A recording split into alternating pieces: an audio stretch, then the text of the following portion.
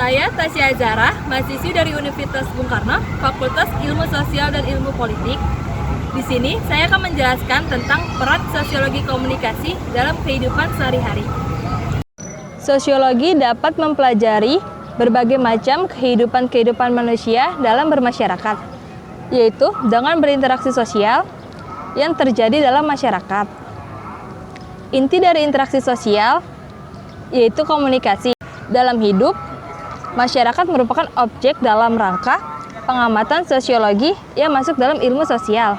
Sosiologi komunikasi merupakan kekhususan sosiologi dalam mempelajari interaksi sosial, yaitu suatu hubungan yang mempengaruhi antara pelaku individu dengan individu, individu dengan kelompok atau antar kelompok.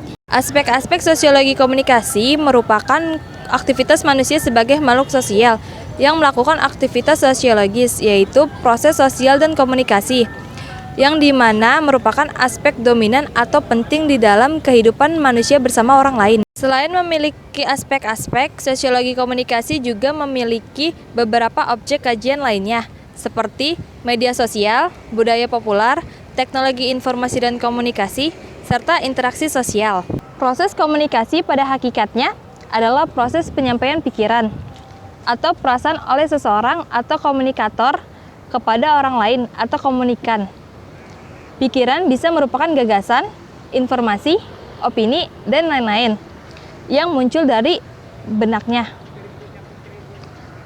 Perasaan bisa berupa keyakinan, kepastian, keraguan, kekhawatiran, kemarahan, keberanian, kegairahan, dan sebagaimana yang timbul dari lubuk hati. Berdasarkan tujuan komunikator, yaitu untuk memberikan informasi, mengajar, membujuk, dan berdasarkan tujuan penerima, yaitu untuk mempelajari ancaman-ancaman dan kesempatan-kesempatan untuk memahami lingkungan. Contohnya itu seperti untuk mencoba realitas, untuk membuat keputusan, memperoleh keterampilan, dan pengetahuan yang penting untuk memfungsikan secara efektif dalam komunitas. Dalam interaksi sosial, orang perlu menggunakan media komunikasi, baik dengan tanda, bahasa isyarat, maupun bahasa verbal. Tiap orang hidup perlu berkomunikasi. Tidak ada kehidupan tanpa komunikasi. Komunikasi bisa bermakna macam-macam. Pada umumnya, komunikasi melibatkan paling sedikit 2 orang. Sederhananya, ketika orang berhubungan dengan orang lain bisa dilakukan secara langsung atau face to face, maupun bisa tidak langsung atau bisa melalui surat, telepon, dan lain-lain. Masing-masing orang mengirimkan dan merumuskan pesan atau fungsi sumber, dan juga merasakan serta memahami pesan yang disampaikan atau fungsi penerima. Umpan balik yang dikenal secara umum dalam proses komunikasi maksudnya adalah umpan balik dari luar.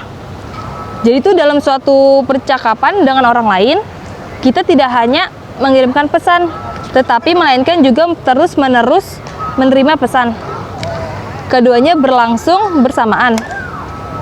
Seperti pesan-pesan lainnya, umpan balik ini mempunyai berbagai bentuk. Misalnya seperti didengar, dirasakan, atau dilihat. Umpan balik dalam merupakan bentuk khas sebuah pesan. Ketika kita mengirimkan pesan dengan mengatakan sesuatu, kita juga mendengarkan suara kita sendiri.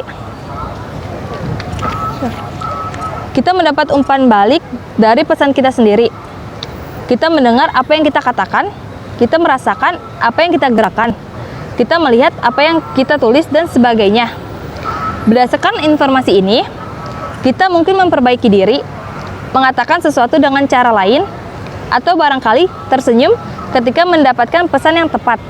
Komunikasi berfungsi sebagai instrumen untuk mencapai tujuan-tujuan pribadi dan pekerjaan, baik tujuan jangka pendek maupun tujuan jangka panjang. Tujuan jangka pendek misalnya untuk memperoleh pujian, menumbuhkan kesan yang baik, memperoleh simpati, empati, keuntungan material, ekonomi, dan politik yang antara lain dapat diraih dengan mengelola pesan, yakni taktik-taktik verbal dan nonverbal, seperti berbicara sopan, mengobrol janji, mengenakan pakaian necis, dan sebagainya yang ada dasarnya untuk menunjukkan kepada orang lain siapa diri kita seperti yang kita inginkan. Sementara itu, tujuan jangka panjang dapat diraih lewat keahlian komunikasi, misalnya keahlian berpidato, berunding, berbahasa asing, ataupun kalian menulis. Kedua tujuan itu, jangka pendek dan jangka panjang, tentu saja saling berkaitan. Dalam arti bahwa pengelola kesan itu secara kumulatif dapat digunakan untuk mencapai tujuan jangka panjang berupa keberhasilan dalam karir. Misalnya untuk memperoleh jabatan, kekuasaan, penghormatan sosial, dan kekayaan. Secara alamiah, manusia pun cenderung hidup berkelompok. Selain mencirikan adanya beberapa kesamaan kepentingan, juga kesamaan budaya, gaya hidup, serta kesamaan bentuk dan model komunikasi yang digunakan. Komunikasi kelompok memfokuskan pembahasannya kepada interaksi di antara orang-orang dalam kelompok-kelompok kecil. Komunikasi kelompok juga melibatkan komunikasi antar pribadi. Lalu, komunikasi kelompok terdapat persepsi bersama, motivasi, dan pencapaian tujuan. Dalam komunikasi kelompok, kebudayaan, situasi, tatanan psikologi, sikap mental, konteks atau tradisi kultural atau ritual semuanya berinteraksi dan turut menentukan diskusi tersebut. Komunikasi kelompok merupakan proses yang sistematik atau berbentuk suatu sistem. Komponen-komponen sistemnya adalah konteks situasional, komunikator, pesan-pesan atau pola-pola interaksi. Untuk memahami komunikasi kelompok, maka perlu dipahami sikap, nilai-nilai, dan keyakinan komunikator serta konteksnya, orientasi kultural, linguistik, kelompok, dan serangkaian faktor psikologi. Menunjuk pada pola dan bentuk komunikasi yang terjadi dalam konteks dan jaringan organisasi.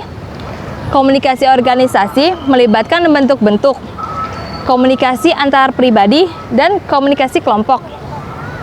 Pembahasannya meliputi struktur dan fungsi organisasi, hubungan antar manusia, komunikasi dan proses perorganisasian, serta budaya organisasi.